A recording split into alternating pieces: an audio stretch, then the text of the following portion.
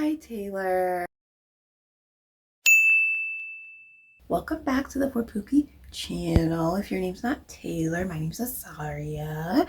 I am a writer and a reader, and I'm in the pyramid scheme that is higher education. Thank you for stopping by the channel today. Today, I wanted to talk to you all about rejection letters and how helpful they can be, and how you can sort of develop some resilience, persistence, perseverance in the face of getting several rejection letters. I've been an editor for a literary magazine. I've been a reader for literary magazines and for like publishing contests. And I've talked to a lot of other editors and readers for contests or fellowships or residencies. Sometimes rejections aren't about your work at all. Sometimes you get rejected because your work, while good, is too similar to the other works that were submitted for whatever the opportunity is. Sometimes you get rejected because your work was too different than the other work that was submitted for whatever the opportunity is.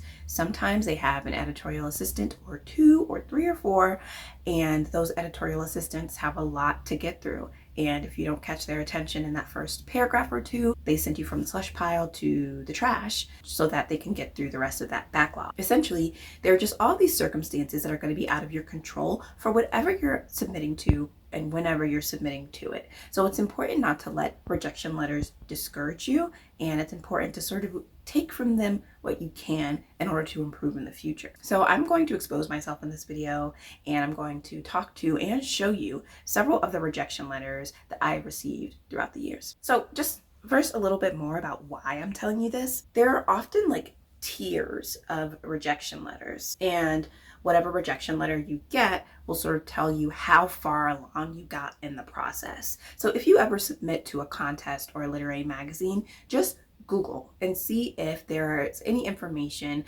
about the rejection letter tiers available online. So you might receive a sort of congratulatory email or letter telling you, hey, you've made it to the next stage of the process. I'll show you one of the ones that I got within the last couple of years or so, but you don't always get those. So just look it up. Look up the press or the magazine or the opportunity that you've submitted to. Check Reddit.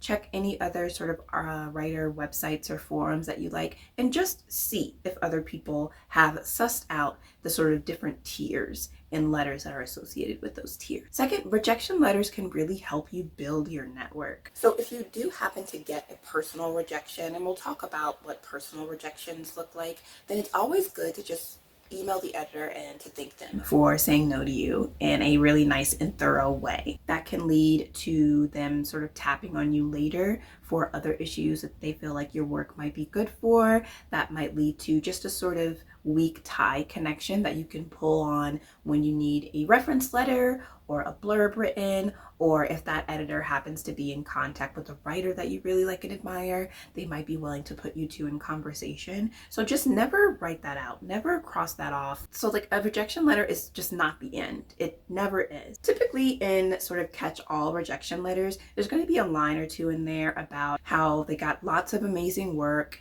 and encouraging you to submit in the future. So there are two reasons that they might include this in that rejection letter. So the first is to encourage you to keep submitting, genuinely.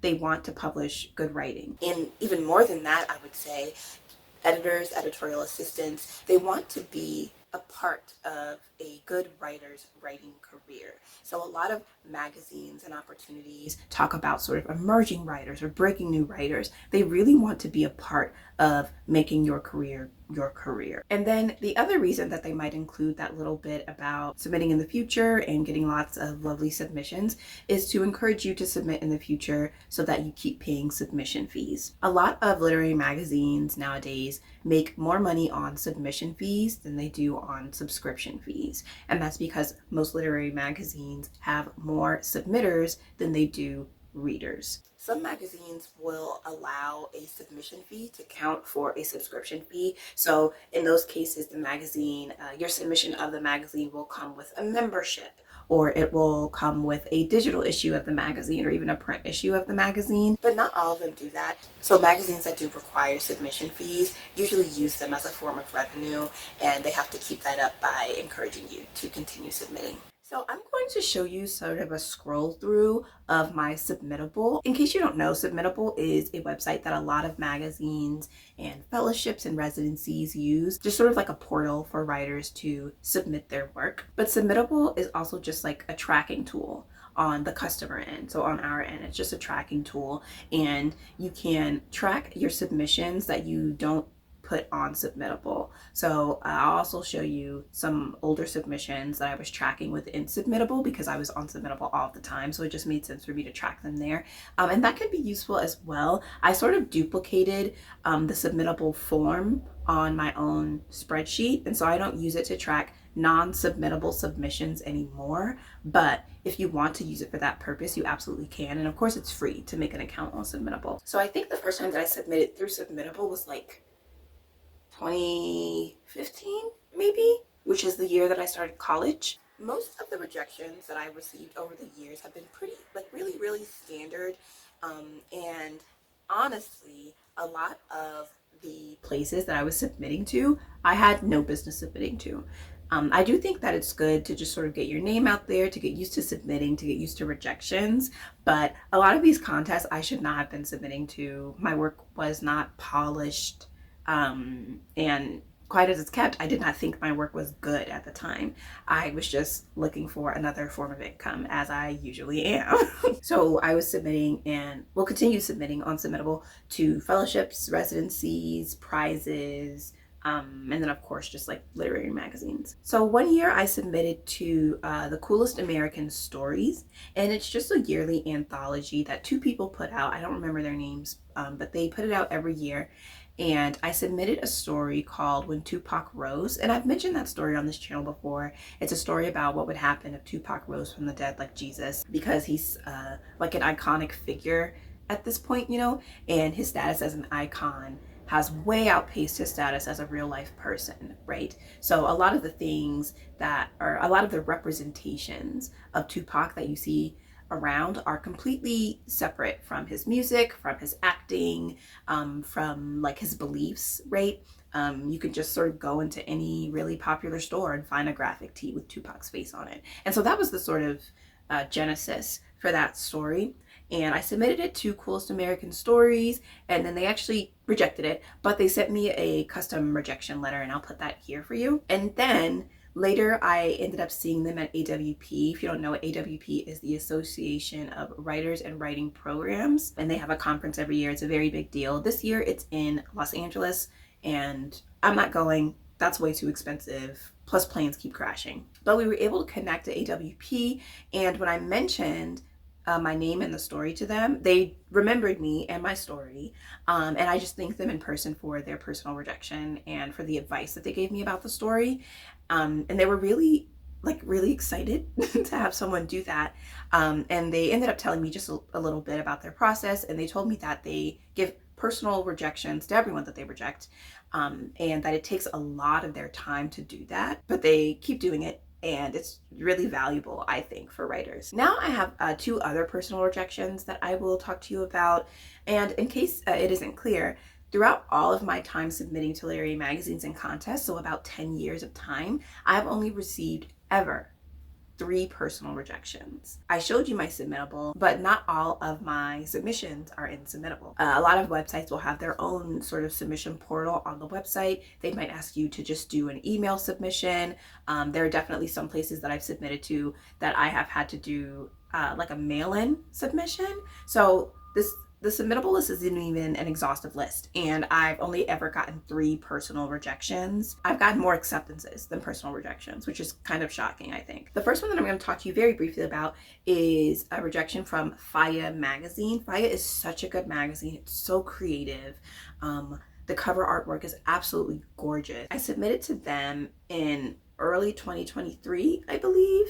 And I think I submitted for like a specialized issue. I'm not sure though. And I submitted a story called Mr. Morton Died Last Night. The story was about a man who had replaced his face. So he removed his face and put on a different face. And it was an idea that, believe it or not, emerged because of Tyler, the Creator's Who Dat Boy. In that video, he has a different face stitched onto his face. And I thought that was absolutely bizarre. and perfect for fiction. And so, yeah. But it wasn't a really developed idea. When I saw the call for Faya and I was working on the story, I thought that it would be a really good fit. And I believe in the feedback, they ended up saying that they really liked the story, but it just needed to be developed more. And it really did need to be developed more. It wasn't finished. And so the feedback was absolutely spot on, very valuable to me. I haven't revised that story just because I don't know how to develop it more. And I've sort of shifted my focus from short stories to my novel also. But I really do want to come back to that story later on, and then maybe I'll resubmit it to Faya. Who knows? The other personal rejection that I want to talk to you about is actually from an academic journal and not from a creative writing journal or magazine. And so this rejection is from the Journal of Popular Culture. And I submitted a paper about In Living Color to that journal. I ended up presenting that paper at the National Pop Culture Association conference, I believe that's what it's called, in Chicago. And when you register for that conference, you automatically get a membership to the association and a subscription to either the Journal of Popular Culture or I believe the Journal of Popular Studies, something like that. And so I figured that since I had a good time at the conference presenting, people really liked the presentation, I figured that the paper would be good for that journal, but alas, it was not. The submission process for academic journals is a bit different than for literary magazines. Academic journals will have a call for submissions, they'll take in the submissions, and then they will distribute those to anonymous readers that they have. And those readers typically work in whatever field or area that the journal is focusing on, but at the same time, they will be anonymous. So the readers for my paper likely worked in pop culture, or they maybe teach entertainment studies, something like that. One of the readers absolutely loved the paper. They thought that it was perfect for the journal. They didn't have any revision suggestions at all. The other reader did not like the paper at all. They did not think that it fit with the journal. They thought that it was more of an opinion piece, more of a media analysis, more of something that would be published in like a Vulture or a Vox versus an academic journal. And they requested that I just be outright rejected, whereas the first reader requested that I just be outright accepted. So what the editor ended up doing was accepting, but requiring extensive revisions to the essay. And in order to meet the guidelines for the essay, I had already cut half of it. And so I didn't really understand how I was supposed to discuss what I wanted to discuss, but also meet the requirements that he had for me. I'll be honest, I also just don't think that all of the readers had the same idea about what the journal even wanted. And so I ended up just pulling it and deciding that maybe I'll submit it somewhere else, or maybe it'll just sort of live on my laptop forever. At this point in my writing career, rejections just kind of roll off of my back. At this point, I also almost immediately forget whenever I submit to an opportunity. So usually when I get rejection letters, it's kind of a surprise, but it's also like, I didn't even remember that I signed up for this anyway. And that's not to say that I don't want the opportunity or want to be published in the magazine, but it's kind of just like an out of sight, out of mind thing at this point. I really encourage you to look at your rejections when you get them, skim them, see if there's anything personal in there. Just because you see the word unfortunately doesn't mean that it's just a blanket rejection and that your writing sucks or anything like that. As I said, sometimes it has very little to do with you or your writing. It has to do with all sorts of external factors. I hope this video was helpful for you. I hope that in the future you don't crash out because of a rejection letter. I hope you sort of take it in stride. And I really hope that it's a personal one and that they are giving you some advice in the letter. But more than that, I hope that it's an acceptance letter and not a rejection letter.